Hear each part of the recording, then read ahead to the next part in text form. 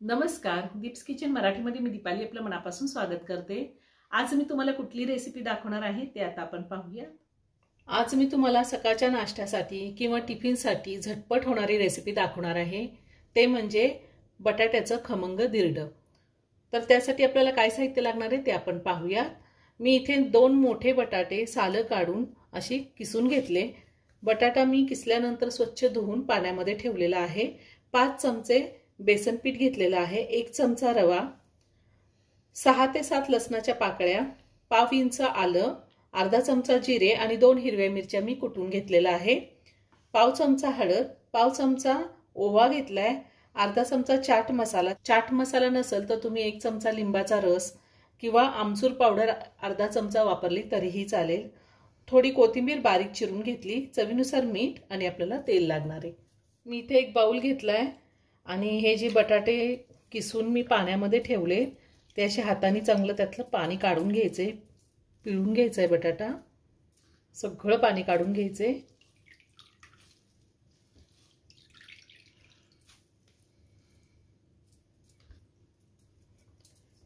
मी सगळा बटाटा बाउलमध्ये काढून घेतलाय।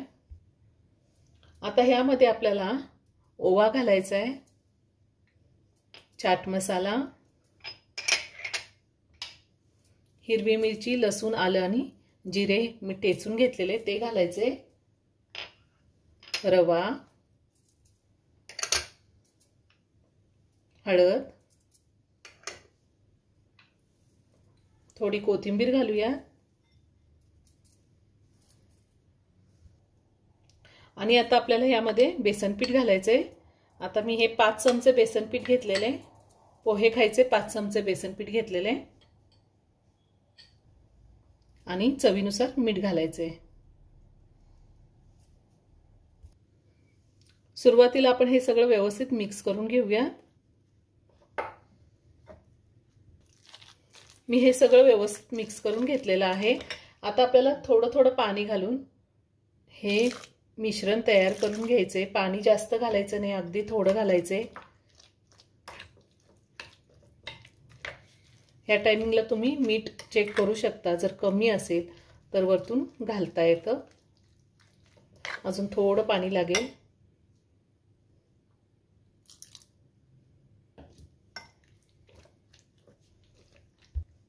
मी हे सगळं व्यवस्थित मिक्स करून घेतलेलं आहे। हे पहा, आपल्याला असंच मिक्स करून घ्यायचंय, जास्त पातळही नाही आणि जास्त घट्टही नाही। एवढं मला मिश्रण भिजवून घ्यायला पाव कप पाणी लागलेलं आहे। आता आपण ह्याचे धिरडे तयार करून घेऊया। मी गॅसवर पॅन ठेवलाय, त्यामध्ये 2 चमचे तेल घालतेय।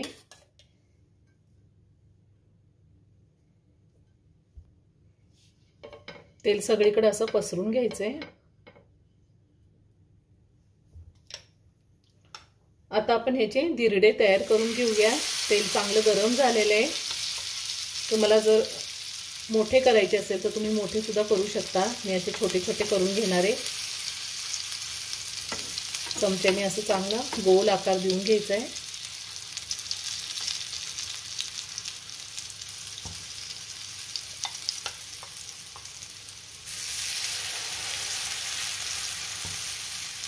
एका वेळेस 2 ते 3 व्यवस्थित होतात।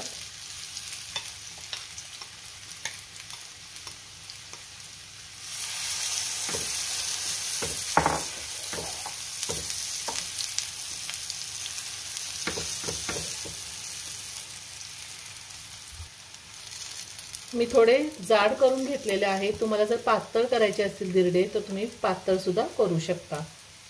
आता एका साइडने आपण चांगले खरपूस भाजून घेऊया।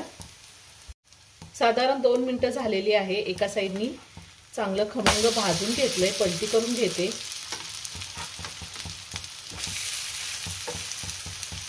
आणि दुसऱ्या साइडने सुद्धा आपल्याला भाजून घ्यायचंय।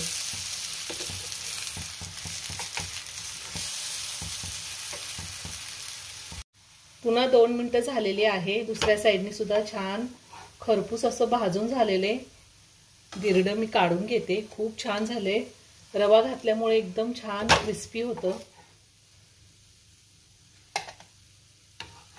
आणि राहिलेलं मी ह्याच पद्धतीने करून घेणार आहे।